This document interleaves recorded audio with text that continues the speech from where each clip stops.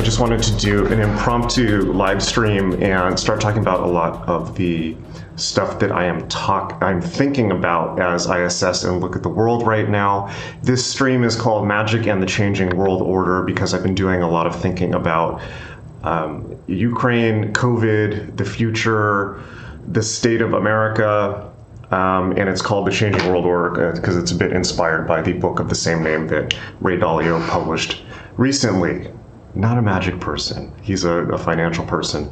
Tangentially, by the way, one thing I've been reminding people of lately, if I was to have one piece of advice, one recommendation for people that want to learn magic, right, which I assume you do because you're watching me at this channel, unless you just think I'm cool, which thank you very much. If I had one piece of advice for you, it would be this. Don't read effing magic books. Do not read occult books. And if you do, read stuff from like 100 years ago or more. Read the classics, read the Tao Te Ching, read some of Crowley, actually read the old school good stuff. Magic books are pointless for the most part, with exceptions, obviously. But what I mean by that is if you really want to learn magic, study everything. Study politics, study economics, study history, study the world. Magic is the Hermetic tradition, natural philosophy, and the whole point, the basic fundamental axiom of Hermeticism, of natural philosophy, going back to the Renaissance, is really, really, really simple. It's that all of this is one thing. It's all one thing. And that therefore, you can understand the whole by understanding parts. Study everything. In the Renaissance, they believed that the way that God talked was three ways. Through scripture, through science, mathematics, and through nature. Right? And nature means just the appearance of the world as it is. So don't study magic books. At least, it's kind of fun at the beginning to help you get in the mood. But study your life, pay attention. Crowley said, inflame thyself, invoke often, Crowley said, inflame thyself and invoke often. I say, inflame thyself, invoke often, and pay attention. Because the world is one thing. It is living intelligence. It is talking to you all the time. And as I'm sure many of you have realized, if you really listen, it's telling you exactly what you need to know at exactly the right time. And that means your dreams, that means your conversations with people in your life, it means the news, it means things that are happening around you, it means the people that are in your life or who are not in your life. So to be a magician is somebody who has a keen understanding of existence, reality, right? What's the fundamental idea of magic? That you can change reality. Okay, well, here's a little tip. Reality is changing so fast that you have no hope whatsoever of controlling it. However, if you can anticipate change, if you can first of all, if you could start from the place of understanding that change is inevitable and therefore not clinging to demanding that things be the way you want them to be, then you're already ahead of most of the human population because that's humanity's, as the Buddha points out, fundamental hang-up. Is the passage of time. So if you can understand that everything is already changing all the time, great. If you can anticipate change and if you can willingly adapt to change very, very, very fast, then you will be participating in the magic of the universe instead of resisting it. And therefore you will be a magician and appear to other people to be a wizard. There, you have it. I've simplified it for you. There you go. Okay, just that aside. Let's talk about how the world's changing right now. There's three big changes and in the process of coming. One of them is the collapse of the clear economic superiority of the United States, although we still are economically superior. And most of my audience is American. I don't know where you're listening to this from in the world, but obviously this affects everyone. So one is that America has near peer adversaries, meaning specifically China, and Russia is not a peer adversary for us, but they are near peer. They're not an economic adversary, but they are a military adversary. And as we've seen this year, they're not to be underestimated. I was saying, I'm from the 90s. I'm naturally cynical. I'm naturally dismissive, particularly of propaganda. And I was saying all the way up till February, March, whenever it wasn't this year, like, there's no way Russia's going to invade Ukraine. I was saying that all the way up to when they crossed the border. So I didn't see that coming. Not many people saw that coming. That just goes to show how unpredictable the world is and how fast it can change, and how our models can be wrong and be proven wrong really, really fast, really fast. And when our models are proven wrong, there's two things we can do. We can kind of like cry about it, or we can adapt and admit we were wrong and therefore do much better. So that's the first big trend. The next is the virtualization of the economy, I would say, combined with increasing intensity of war for natural resources. And so there will, and I want to kind of dig into that because there's a lot of angles to that. Let's just talk about those. And I think the third one, and there's more than that, but let's just talk about those for today because those are pretty big topics. And the third one, I would say, is just the increasing inability of people to adapt. And that's certainly not new. But as magicians, we have a leg up, okay? So yesterday it was, or Friday, or when I think it was Friday actually, it was revealed the Ukrainians retook one of their cities from the Russians and discovered mass graves, or at least they allege they discovered mass graves, which contained obviously civilians, including children and families, and a lot of people who had been tortured by Russian forces. So this is grim. This is like back to World War II, right? And that is not something anybody wants. And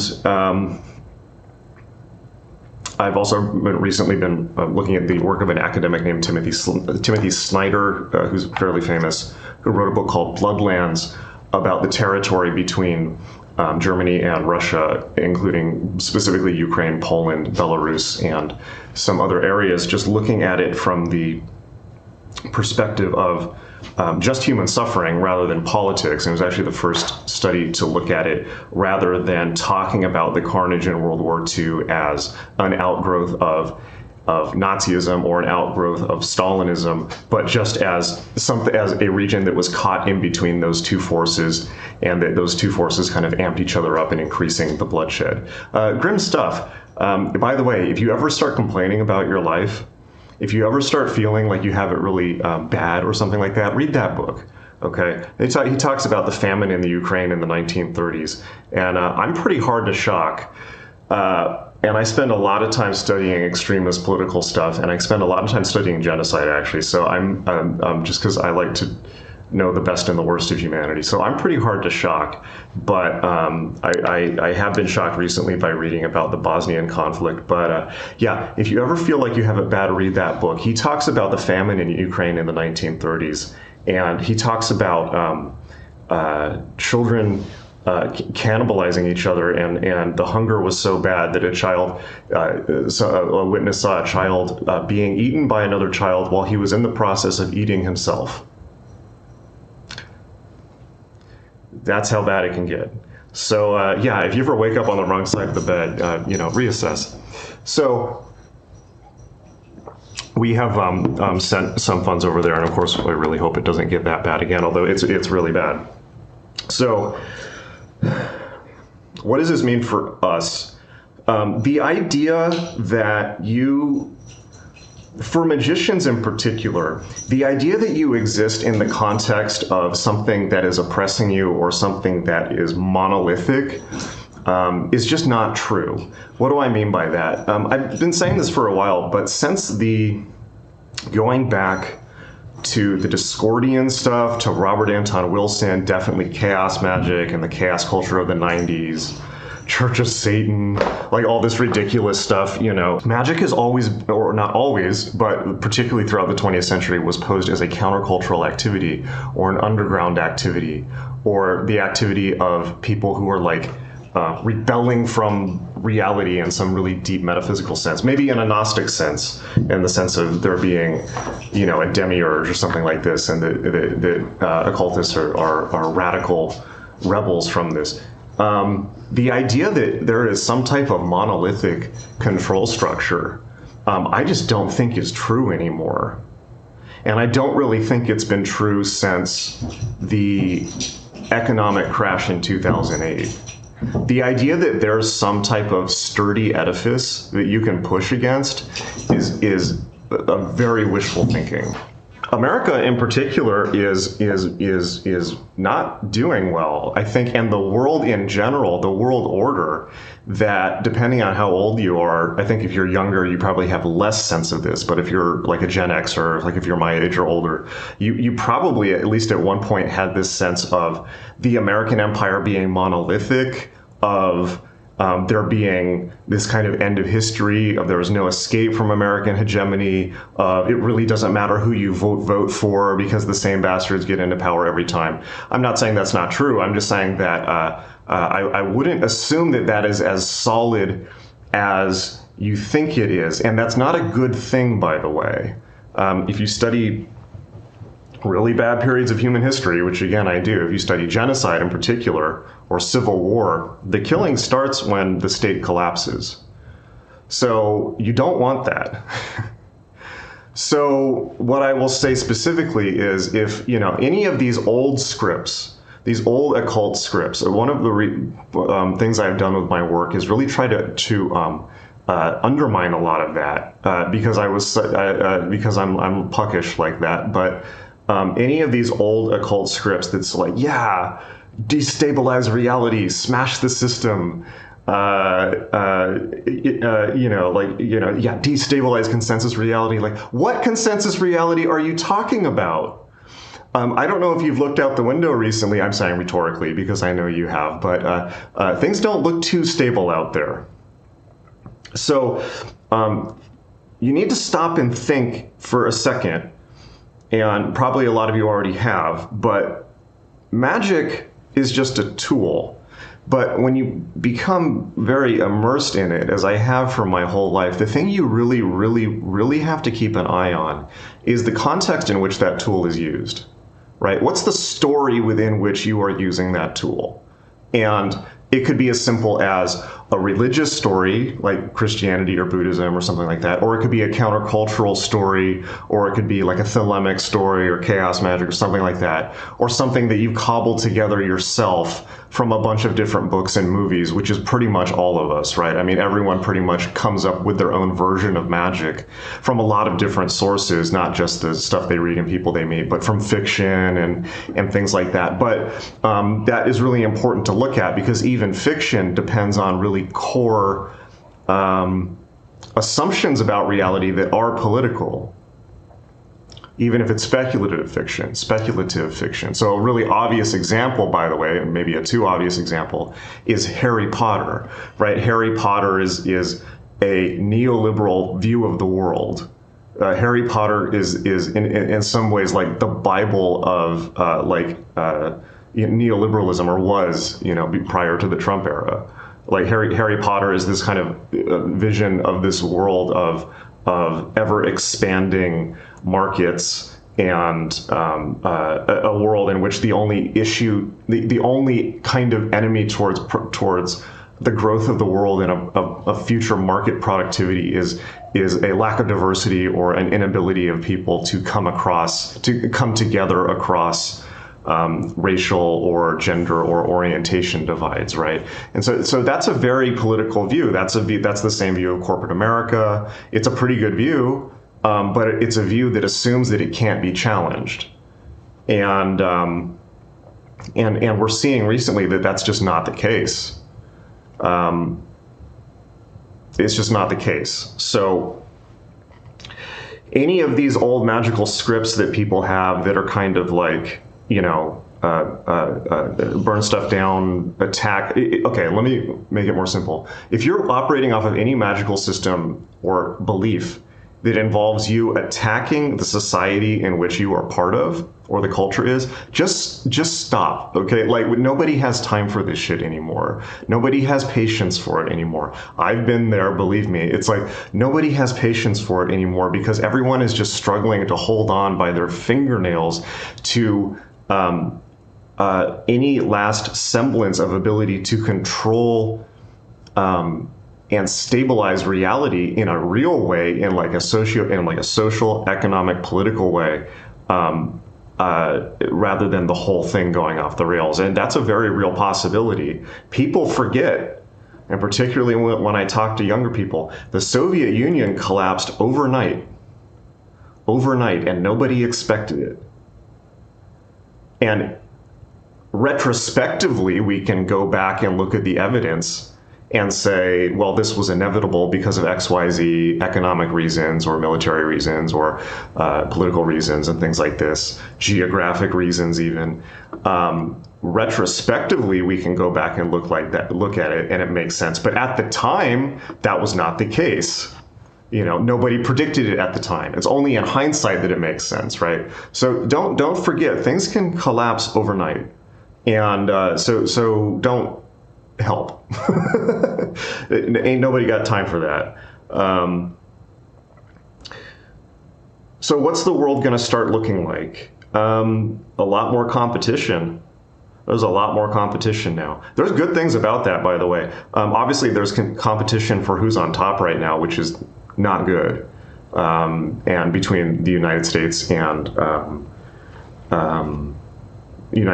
what kind of remains of the European order, and China particularly.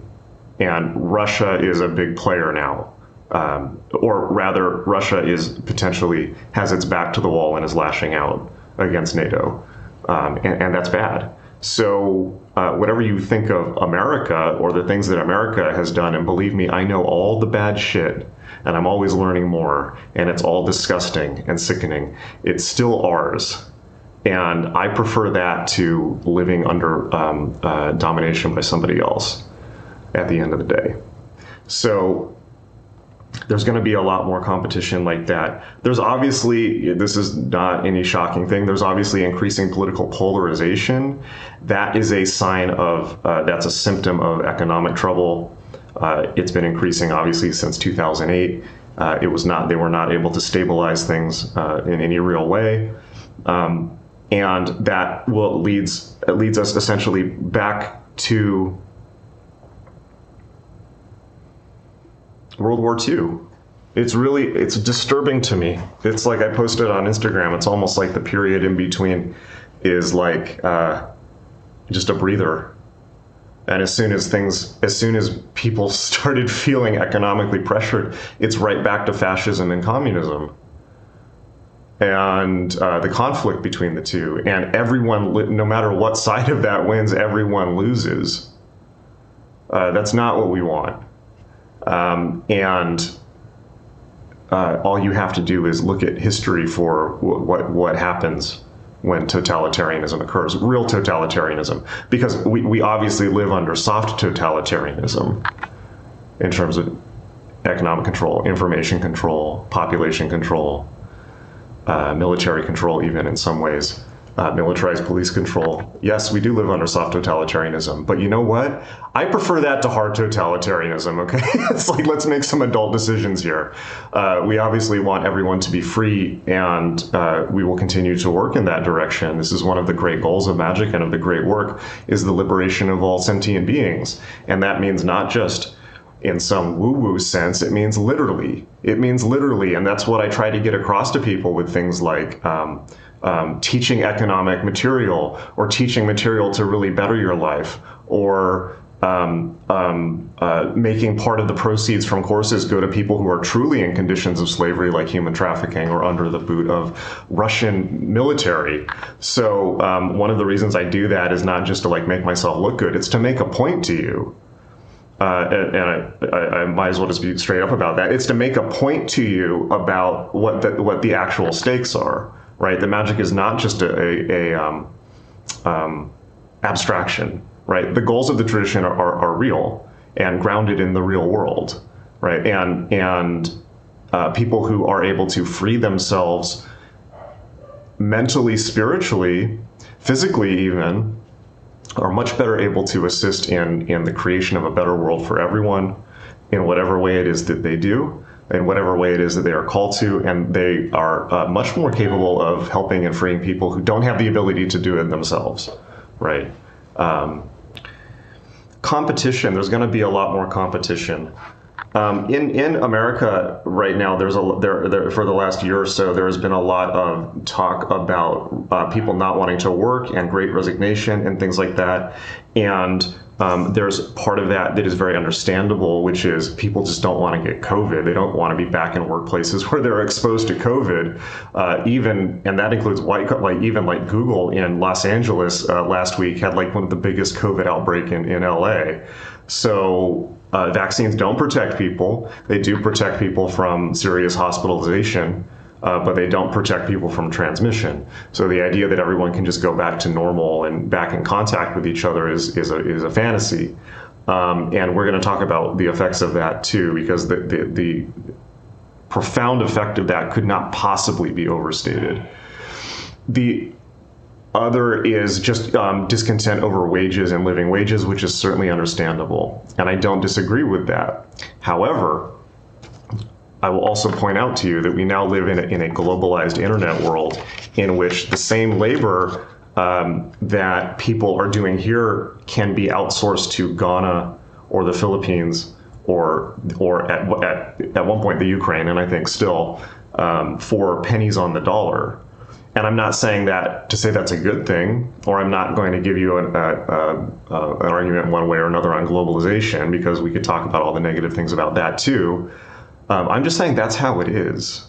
That's how it is. Whoever you are and whatever you do right now, unless you work in a hands-on service job, which I think is a pretty good idea actually,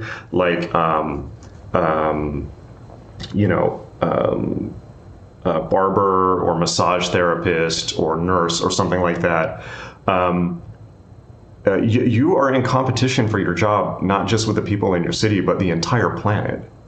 And they're underbidding you, and they're hungry, really, truly hungry. So America needs to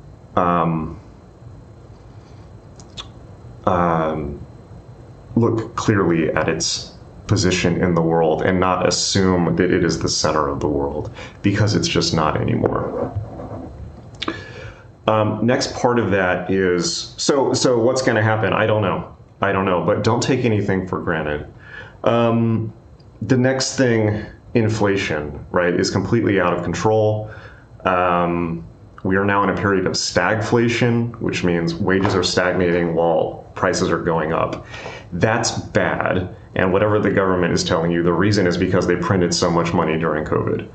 And that's an obvious cause and effect relationship. That is, I hope that we will turn it around, but I doubt we've even begun to see the worst of it. So think very clearly about how to change whatever it is that you do to adapt to that world. And I actually think it's really simple. Adapting to even the worst circumstances is really simple. Really, really, really simple. All that you do is you look at all the people around you or within your community, and now that could be in physical world or online, and you ask, what do they need? Where are they suffering? And how can I help? And that's where you will find success. Where are human needs that I can fulfill? Real simple, even in a war zone, okay? If you approach things like that, things will become very clear for you. The next thing I want to talk about in terms of the economy is virtualization and resource scarcity. So America, for I think probably since the 90s, has been in this position where we lost power as a manufacturing hub and became, we started selling nonsense, internet shit, right? And then it was websites and entertainment and things like that, and then apps, and now it's God knows what, you know. And I'm the same, right? So America does not produce a lot of real stuff, and this is a serious problem. So I think that in the coming decade, to be very broad about it, and this obviously is, I don't think this is just America, but I am American and most of my students are American, so I'm just going to talk from that perspective, but this may apply to you also if you're outside of the US. The economy and general reality is going to bifurcate into two directions, and already has, and that is the virtual and physical. And it's going to be more stark than it ever has before, because most of the corporate world will probably live in virtual reality, will exist within teams of remote work, will be meeting in virtual reality. Mark Zuckerberg is working on basically that model of reality. Facebook, Meta rather, is working on software that will allow you to project yourself like a hologram into an office space, and very likely that's going to be the way of the world. One way, even if it's just on Zoom, and a lot of you have already experienced that. So the white collar world, the middle class, upper middle class, the wealthy will exist more and more within virtual space, abstracted from the physical world. And at least for a period of time, will be able to use their resources to float above the concerns of the material world. At the same time, the problem with that, though, is all of that depends on the real world, material resources. Even information technology depends on rare earth minerals and material resources that could be cut off really easily and have already been affected in the supply chain. That could be cut off, for instance, if China just refuses to start exporting things, or refuses us access to their stuff in Africa, or things like that, or Russia does. And so even the virtual world is very, very vulnerable, and material resources, particularly as environmental degradation and global warming accelerate, will become harder and harder and harder to, and more expensive. Harder to get and more expensive. And so, and yet at the same time, the kind of like productive class, capitalist class, intellectual class of America, I suspect more and more, at the same time that the physical resources become more and more important, will become more and more detached and abstracted from them, because they're going to be in the virtual world and not paying attention to things as they are here. And you saw a bit of that in kind of the craziness of the NFT economy, right? And just that disconnect between actual value and real and intangible value. And this is bad. These are the types of conditions that were prevalent during the fall of the Roman Empire. It's the same type of worsening physical conditions in the real world, while the elite, or at least the upper middle and upper classes of society, kind of withdraw into fantasy worlds. And you can read, one of my favorite writers, Will Durant, talks about that in the end of his book, Caesar and Christ, about the Roman Empire. That basically things just start falling apart, things start getting worse and worse, and the people who have the economic means to do so just retreat into a fantasy world. And a lot of work that people do now is fantasy, okay? Like, let's be honest about that. A lot of these apps that people, like a lot of these tech jobs and apps, is it really necessary? And how much of what people do in these jobs is really necessary? Like meetings and things like this. A lot of work is performative and fantasy in a certain sense.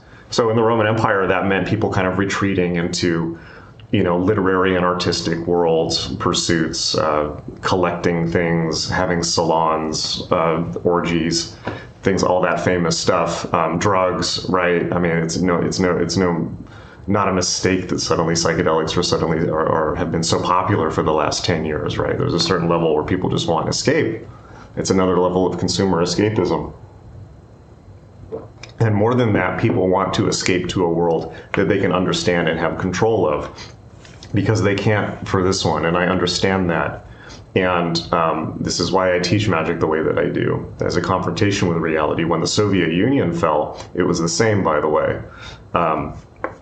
Everyone overnight became fascinated with the occult and mysticism and all of this stuff, partially because they were not able to under communism, So just in the same way that they suddenly became interested in the most extreme pornography after the Berlin Wall fell, after the Soviet Union fell, they also became interested in like the craziest cults and the most insane occult stuff and things like that. Because it was just like this rush of like, A, what were we missing? And B, I need something that I can understand and control. And I get that. So, but this is obviously a very dangerous situation. Very dangerous, because on one hand you have the people who are capable of changing the trajectory of things for the better, and yet they are not at this point not only abstracted into technological worlds, but in their houses, and I'm not any different. Right, so or are not as involved with interacting with other people as they were before. They're cloistered within their little worlds, and that's a very dangerous situation. So I think that if I had one bit of I don't want to say advice, but I want to say direction to maybe think in, particularly as in the following years, is think about the going into matter. Don't think about abstracting into astral or technological or fantasy or anything like this. Think about like resources, like like I would advise people, particularly who are young, to get into jobs in like manufacturing, shipping, mining, transport, supply chain, labor. Like real jobs building real world infrastructure and not digital infrastructure. So easy for me to say because I'm a digital infrastructure guy. My whole life is building digital infrastructure, but just something to think about. So ultimately, that's kind of all that I want to say politically, but obviously, as with everything else, that comes down to people's inability to adapt or ability to adapt. And as life gets more and more and more insane, people with magical training, let's just face it, are going to be able to adapt a lot more easily.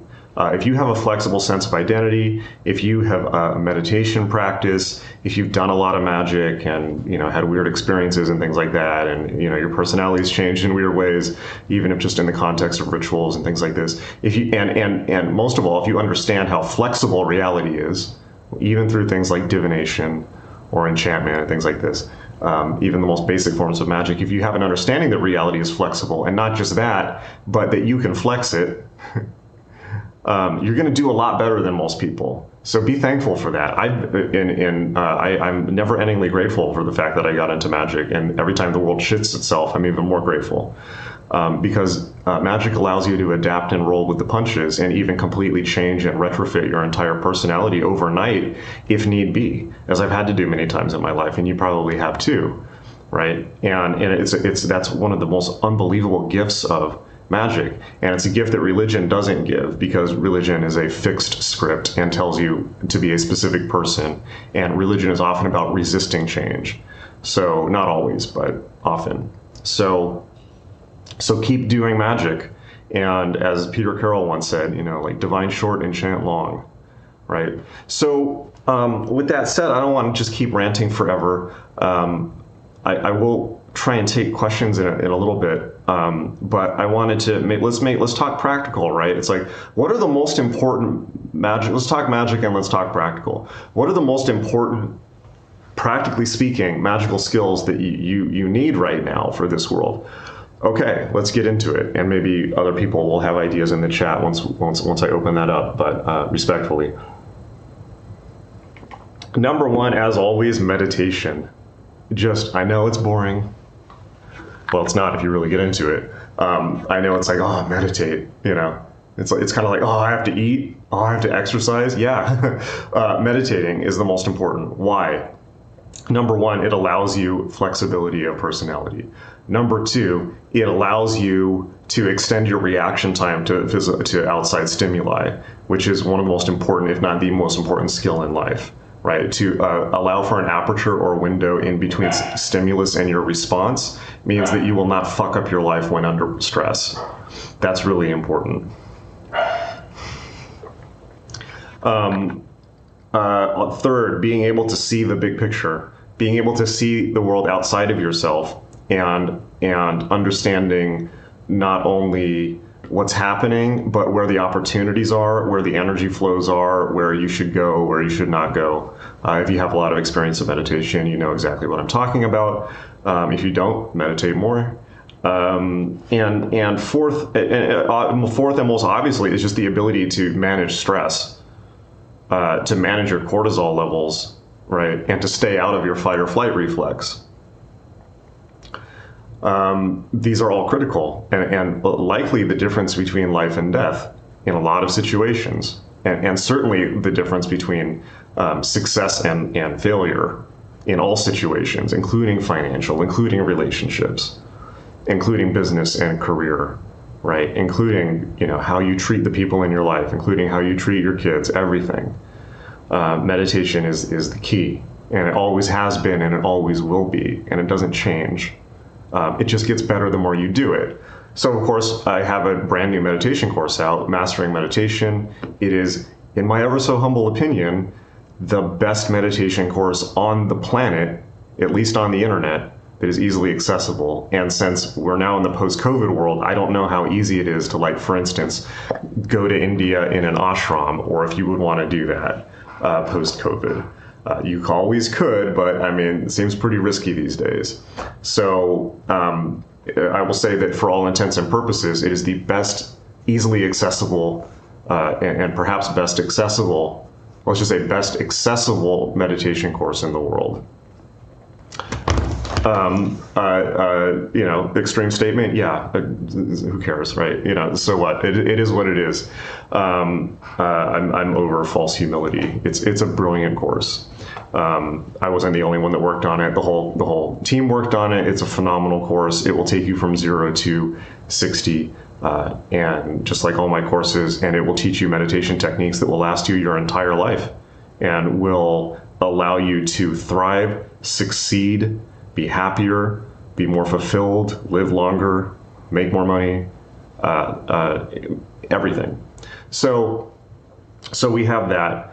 The next one is, how do I put this? Long-term flexible planning, I think, is a good way to put it, because particularly as magicians, we set goals and we try to make things happen.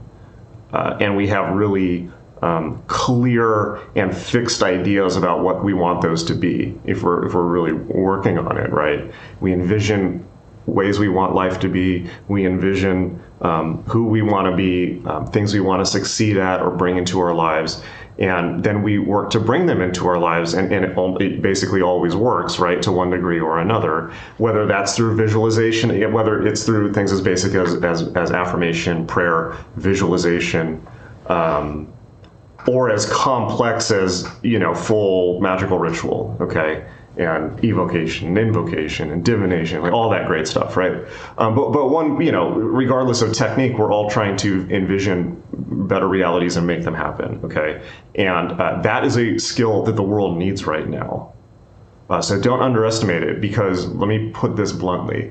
The majority of people are not able to situate their own locus of control within themselves. And it's not because they're controlled. It's because they do not want to exercise executive function over their own life. Because it's hard. It's actually much easier to just go to a job and have someone tell you what to do.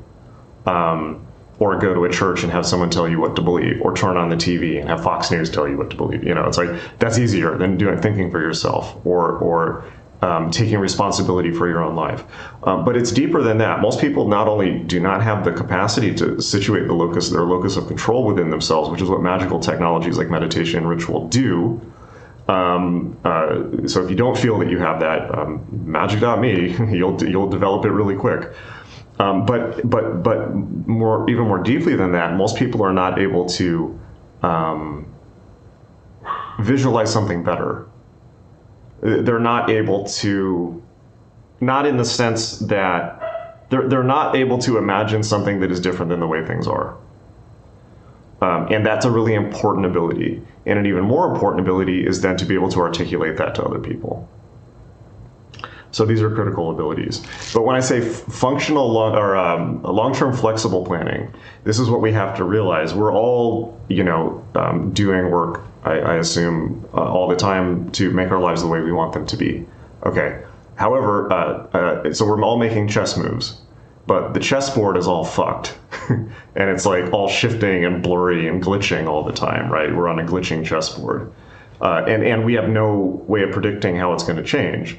So if you're really think about your goals and think about, by the time I'm able to manifest this goal, is the world I expect this goal to exist in still going to be there? And we don't know, and we can't control it. So I think adapting a certain approach where it's like,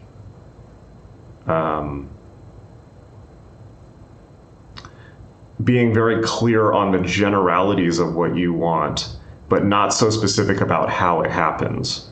There may need to be a bit of flexibility there. And I think that flexibility is good because it allows, as you may or may not know, if you allow for flexibility like that, it allows for a lot more, a much broader range of ways that something can happen, which is something that is very tangibly grasped once you begin doing magic.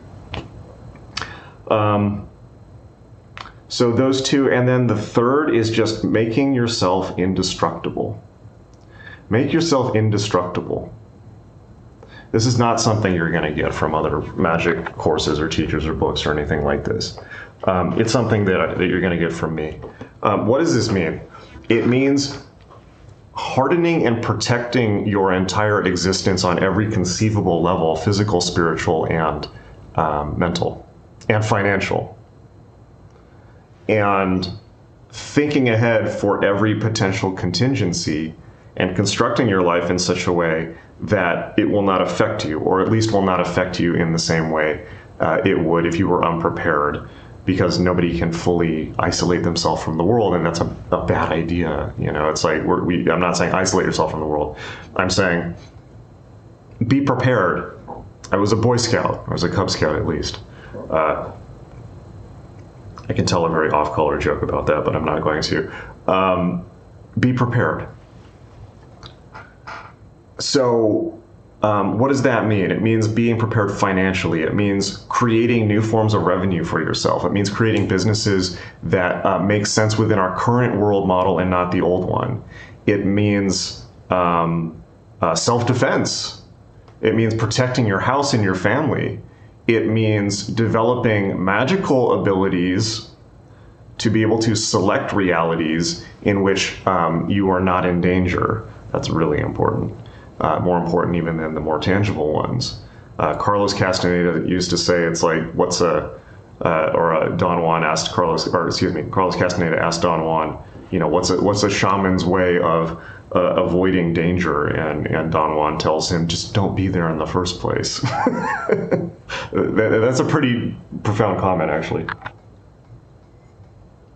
So I taught an entire course about this in 2020 called Alchemy of Chaos. That's a phenomenal course. It's a course that will give you the tools to protect you on every single level of your existence. It is a tantric course, meaning not black magic or sex magic or any of that nonsense, but meaning it works with the chakras and it works through ritual in the outer world, but in a real world sense, not like doing magical rituals, but like honing each chakra and grounding it into reality so that it is working optimally for our current reality. That wasn't that clear. Basically, Alchemy of Chaos is a course about making yourself, like, adapting to the current world and making yourself able not only protecting yourself on every single level of reality and protecting your family and the people you care about on every single level of reality, but setting yourself up to thrive and even dominate in the 10 years to come because you're just way ahead of other people. Okay, now I'm going to readily admit this. That course was not marketed particularly well. I don't think that I made it clear enough as to what it was. And that entire course was done in like the summer of 2020, when my level of, and everyone's level of stress was like through the roof. And I had to move 7 times. all this insane stuff happened. I ended up almost moving to a nuclear landfill. I then went through a breakup. Like it just like you probably went through all kinds of insane stuff. We were all going through insane stuff, and I was at the same time trying to create a course that would give people all the tools they needed to get out of that, which I did. And they're awesome tools, and the material is phenomenal. And everyone who took it got a phenomenal amount out of it, and was very, very grateful, I think, even particularly for the financial material in it. And I stand by that course. It's tremendous. That course will still be good 10, 20 years from now in terms of navigating reality as it is.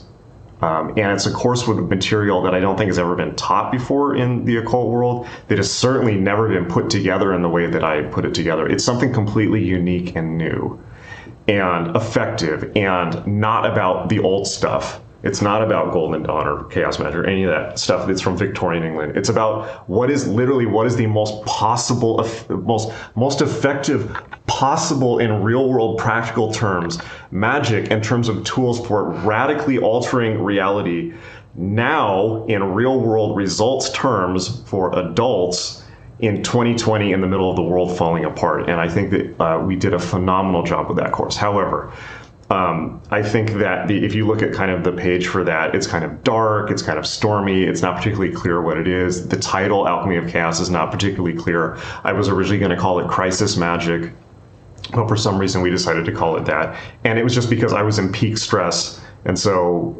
you know how we are under peak stress. The course is the best filmed one we've ever done.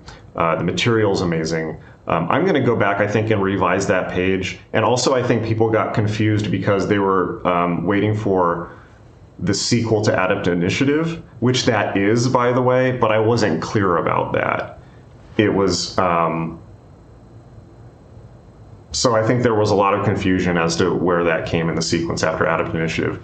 And I didn't articulate that very well at the time. The two go together perfectly. Adept Initiative is about the 4 elements and booting those up within your existence. Alchemy of Chaos is about the 7 chakras and booting them up within your existence in a real world way in the 2020s, right? In a non-optimal world. So they go together perfectly. And in a sense, I almost consider them the same course. They're kind of like, or parts of the same course.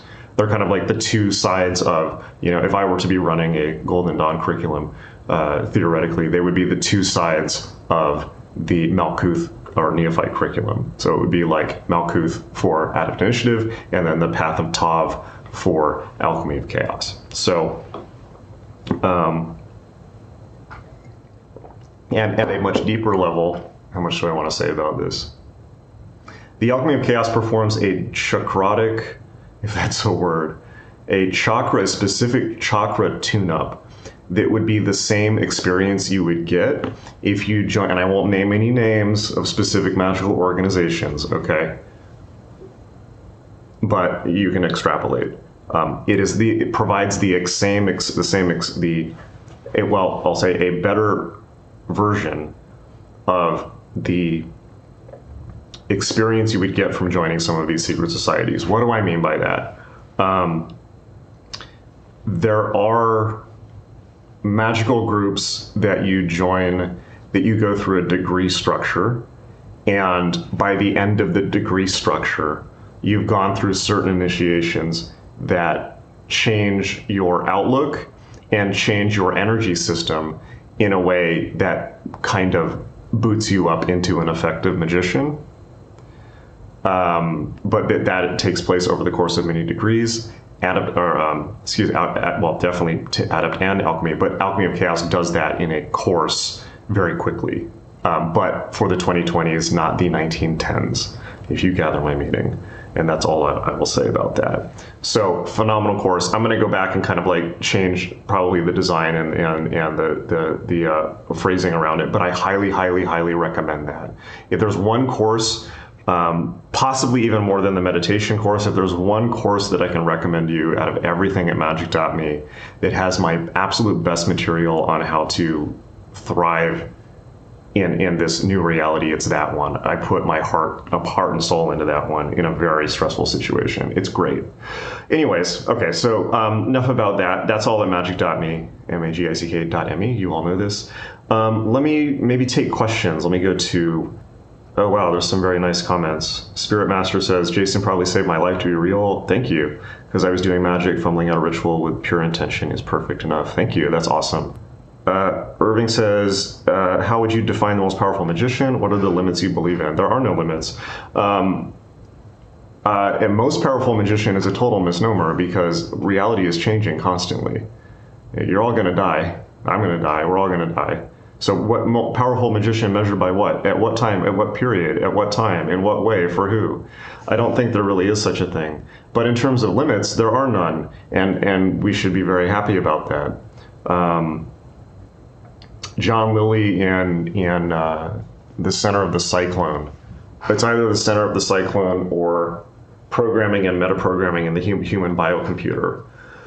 Both of which I recommend for everyone, by the way. Some of you may know John Lilly, but if you don't, really quickly, John Lilly was the guy that invented sensory deprivation tanks. He was a real weird guy. He also did a lot of acid and tried to talk to dolphins. He did a ton of ketamine in sensory deprivation tanks and tried to talk to aliens and did. And he wrote some wild books and he got real burned out by the end of his life. But great writer and great information about magic.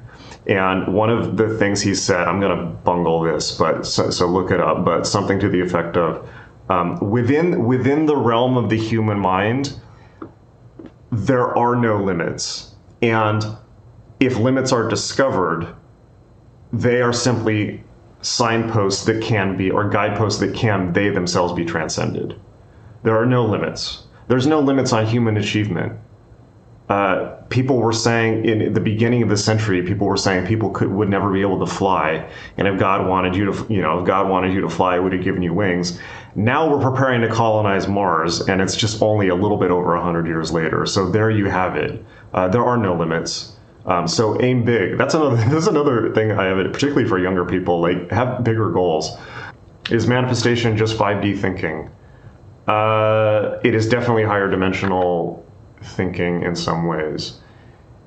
Question about retention. I'm not going to super get into that on this chat, but I talk about that at length in the Mastering Meditation course because it is something that people get really, really hung up on.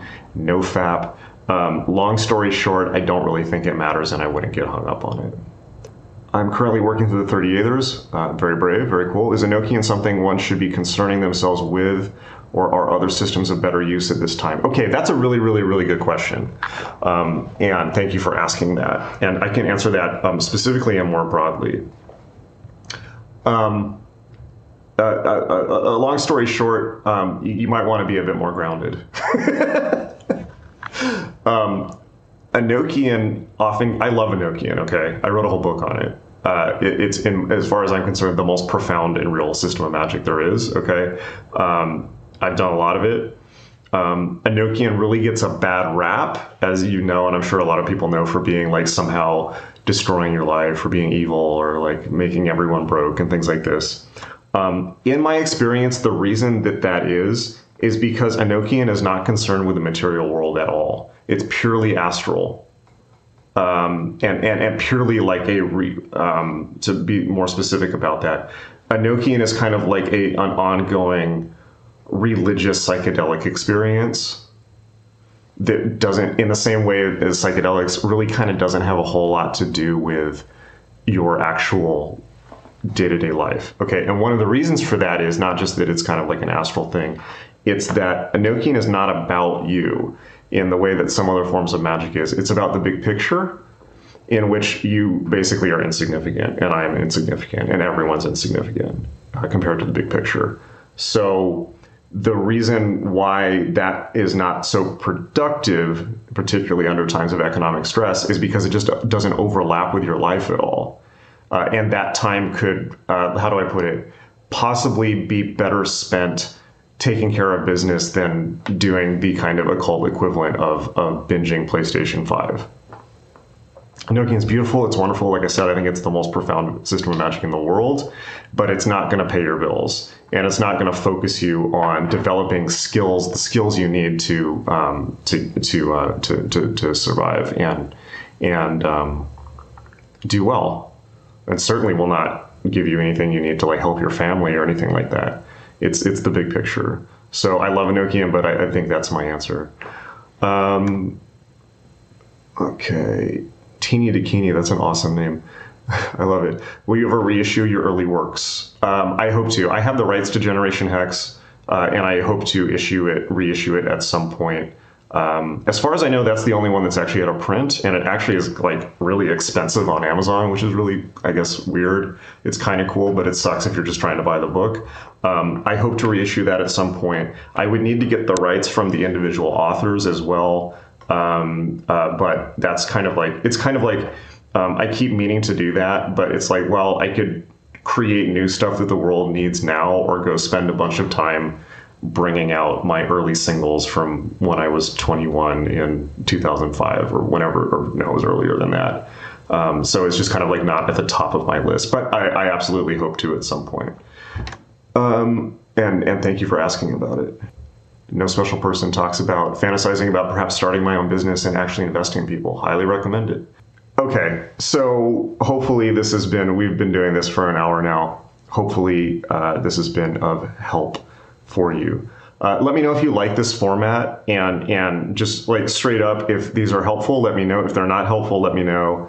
If I'm just kind of like ranting and it's like, what the hell, let me know. But I think that I will continue to do these just because it's really helpful to be able to just talk through my thoughts and also update people on the world as I see it, not the magical tradition as it was. And our world changes every day now, so it's good to have kind of like a feedback loop. All right. Thank you, everyone, for coming. Have a great Sunday. This has been your Sunday sermon. Everything will work out fine. And as magicians, we have the never forget. I sometimes forget, but never forget. Not 9/11, but never forget that as magicians, we have the ability to make things turn out all right. We have the ability to make things turn out all right, okay? It's like we have the skills, whether it's just motivating ourselves to put in the work necessary to do so, or all the way up to magical ritual. So use them, and don't forget who you are. You have all the ability and power that you need, right? And if you want to hone your skills, there's always Magick.me, and we will continue to put lots more stuff out. So keep watching the YouTube. Please like and subscribe. Subscribe to our podcast. There's a bunch of links below this video. We have a new guided meditation, or new in terms of it's a couple months old now, but new, that level of new. It's amazing. Get on the mailing list. Subscribe to the podcast. We are now podcasting every Monday morning. All right. I'll see you later. Hang in there.